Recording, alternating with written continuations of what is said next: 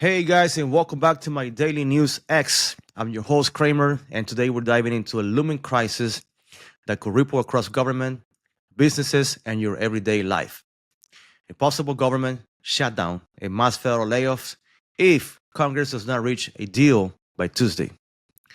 So let's get into what is at stake, why this is happening, and how federal workers and all of us can prepare for this.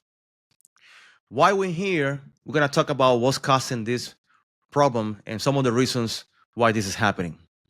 But first, I'm going to give you a couple of the basics of this situation. The US government fiscal year begins October 1st. That's just to keep operating. Congress must pass appropriations, that means spending bills, or a continuing resolution to expand or extend current funding.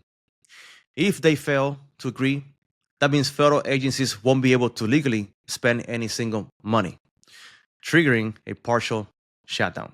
But the stakes are higher than usual this time around. The White House Office of Management and Budget has instructed agencies not only to prepare for layoffs, but to draft reduction in force plans, meaning permanent layoffs in certain non-essential programs. The question is here right now, guys, is why the aggressiveness, right? So the political fault lines are deep. Republicans want a clean spending extension without policy riders. On the other hand, Democrats insist on restoring expanded healthcare subsidies, preserving Medicaid funding, and restraining some of the administration spending cuts. Also, let's include tax increase on Americans.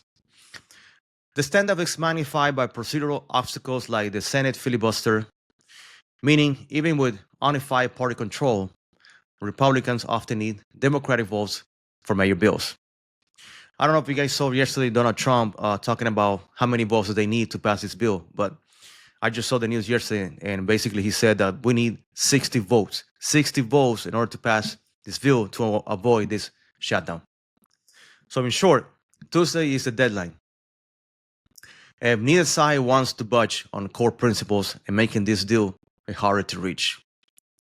Now, what could happen?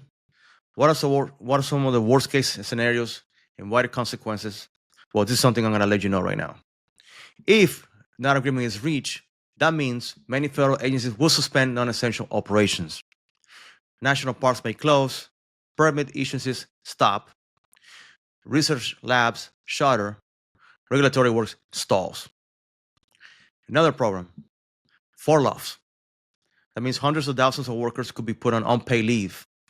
Estimates suggest that up to 900,000 workers could be affected by this decision. Another problem, permanent layoffs. Under the new RIF guidance, some workers in programs deemed non-priority could be permanently let go. Economic drag. A shutdown removes workers from the payroll, delays government contracts and payments, and shakes consumer confidence. Analysts expect growth could slow by 0.1 from 0.2 percentage points per week if shut down.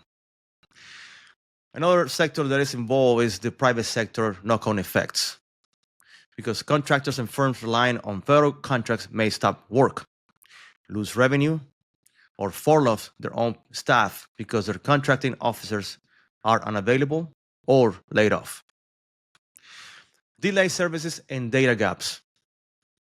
Economic indicators, regulatory approvals, permits, inspections, grant disbursements, all could be delayed. That creates uncertainty for businesses trying to plan ahead. Fiscal and credit risk. A prolonged impasse or repeated standoffs can hurt investors' confidence and risk a downgrade of U.S. credit, adding borrowing cost. In prior shutdowns, major damage to GDP was documented, just to let you know, just in case you didn't know. So, in general, guys, if not deal is done by Tuesday, the shutdown will quickly escalate beyond political theater. It threatens real life, guys. real jobs, and real business disruption. It's big, big time. Now, what can federal workers do right now to stay ready for this? Well, if you're a federal employee or someone whose job is tied to government funding, you're in a very dangerous, precautious position right now. And here are some of the practical steps and mind shift to consider. Number one is something that I recommend: get your finances in order now. Build or top own an emergency fund. Try to cover at least 2 to 3 months of living expenses if possible. Prioritize paying down high interest debts, that means credit cards, to reduce your monthly burden if income is delayed. Reassess your budget. Identify areas you can cut temporarily, subscriptions, for example, or discretionary spending. Understand your status and rights. This is very important. Find out whether your position is considered essential, exempt, or accepted. This may continue working, albeit perhaps without pay until resolution, or non-essential means likely fall off. Check for your agency's contingency plans. Sometimes they have some type of plan or internal communications network, because some will release guidance on how furloughs work or layoffs, how they will be handled basically. Continue accruing any leave or benefits if allowed. Be cautious about using your leave too early without knowing the fallout. Seek for alternate income streams. For example, consider part-time or gig work that can scale up quickly. Freelancing, tutoring, delivery, consulting, just enough to bridge up the gap. So if you have these extra income levels, you can monetize a little bit, and that probably can help you out with your family, your spending bills, your car loan, your mortgage, things like that can help you around in the house. Apply for unemployment or other benefits promptly as you qualify, because rules may differ during a shutdown. Yep, they can change. Network, update your resume always. Stay visible. Refresh your resume, for example, LinkedIn or portfolios on different platforms, because you may need to pivot. Reach out to contacts in private sector or nonprofit companies. Express your ability to work with them. Monitor your listings now. Don't wait for the shutdown to hit the market. So start hunting right now for a job, guys. In other words, plan for long term. You never know. Diversify your income sources if possible. Reskill or upskill. Take, for example, a free or expensive online courses, as this might help to cope in the future with other jobs related industry. Maybe they can help you around with getting online courses done, so that way you can become a better skilled employee. Explore opportunities in state, local, or private sectors that may offer more stability. Stay informed, stay calm, and stay connected. Watch reliable news sources and official agency updates from OMB.